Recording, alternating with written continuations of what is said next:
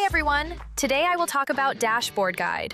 On the dashboard, you can quickly get a clear overview of your business data and operational performance, including stores, inventory, orders, and payments. At the top of the page, you can easily filter data for the past 3 months, past 2 months, past 1 month, past 7 days, past 3 days, or today.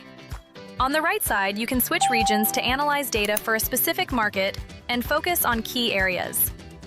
The payment section clearly displays the total number of transactions and total net received amount, giving you a quick view of your cash flow. The payment chart supports multiple viewing options, allowing you to filter by day, month, or year. You can also filter by total net received amount or total transactions to help identify trends. You may switch the view to table, bar chart, or line chart to quickly identify key insights. Scroll down to the order section, which shows total orders, today's orders, and pending shipment orders. On the left, Order by Status displays the number of orders in different statuses, helping you monitor the order process. It supports switching between table, bar chart, line chart, or donut chart to make the data easier to understand.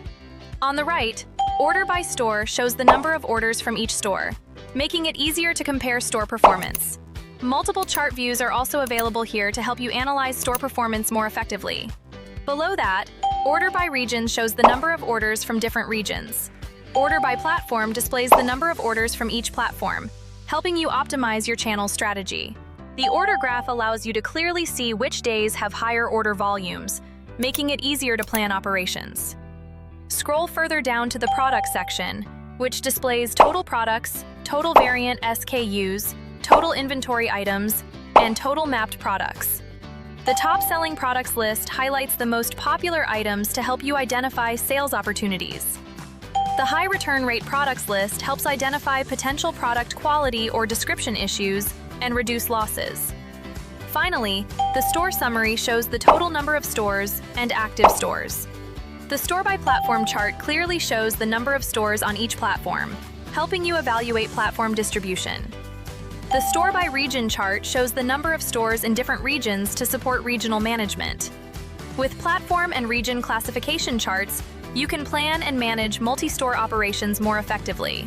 That's all for today, and have a nice day. Subscribe to our YouTube channel.